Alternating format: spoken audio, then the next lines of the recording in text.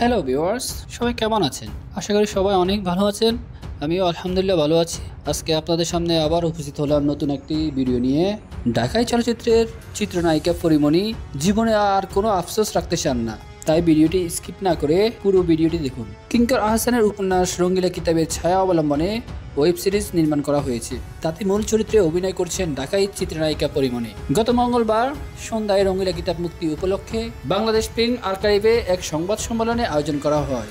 সেখানে উপস্থিত ছিলেন নায়িকা। এদিন মুক্তি পায় ওয়েব সিরিজটির ট্রেইলার। সংবাদ সম্মেলনে বক্তব্য রাখেন পরিমণি।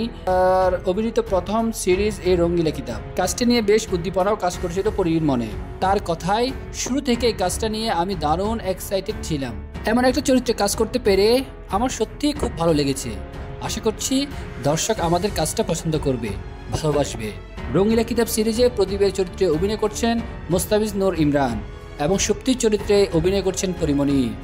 সুপ্তির চরিত্রে কাজ করা প্রসঙ্গে পরি বলেন, আমি ছাড়া সুপ্তি চরিত্রটিই হতো না।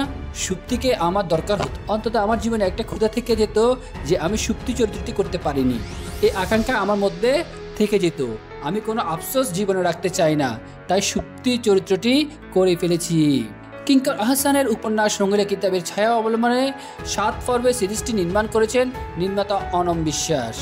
যৌথভাবে সিরিজের চিত্রনাট্য লিখেছেন অনম ও আশরাফুল আলম শাওন। সবকিছু ঠিক থাকলে আগামী 8ই নভেম্বর হইচইতে স্ট্রিম করবে পরিমণি অভিনীত ওয়েব সিরিজটি। উল্লেখ্য, বরিশালের মতো একটা মফস্বল শহরে প্রদীপ ও সুক্তির সুখের সংসার। নতুন জীবন শুরু হওয়ার আগেই মিথ্যা অভিযোগে সবকিছু এলোমেলো হতে থাকে। প্রদীপের জীবনের অতীত তেড়ে নিয়ে বেড়ায় তাদের। গর্ভবতী সুক্তিও ছুটতে থাকে তার প্রাণপ্রিয় স্বামীর সাথে। এমনই এক প্রেক্ষাপটে নির্মিত হয়েছে রঙ্গিলা কিতাব। ভিউয়ার্স, আপনাদের কেমন লাগলো তা আমাদের অবশ্যই কমেন্ট করে জানাবেন। আর পরবর্তী সমস্ত আপডেট পেতে আমাদের সাথেই থাকবেন আর চ্যানেলটি অবশ্যই সাবস্ক্রাইব করবেন। ধন্যবাদ।